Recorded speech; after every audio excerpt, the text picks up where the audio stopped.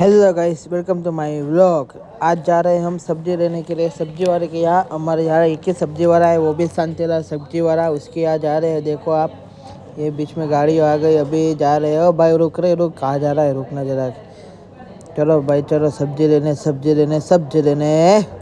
10 रुपये किलो की सब्जी। मैंने उसको बोला, ला भाई दा, मुझे लहसुन आदू ने धनिया दे दे। उसने बोला तुम खड़े रहो भाई, तुम खड़े रहो, इसको देने दो पहले, फिर तुम्हें दूंगा। मैंने बोला मुझे दुकान पे देर हो रही है, तू मुझे दे दे।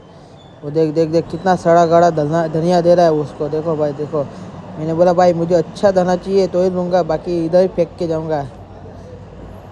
चलो भाई दे दे दे दे दे दे, मुझे भी दे दे फटाफट। बोला रुक भाई, तुझे देता हूँ। मैंने बोला मुझे दे दे। ये देखो, ये मेरा वाला निकाल रहा है धनिया, ये मुझे दिया। ये दे भाई, पकड़ तेरा धनिया। खींचा किधर से? मैंने बोला शांति रख, वरना पैसे नहीं दूंगा।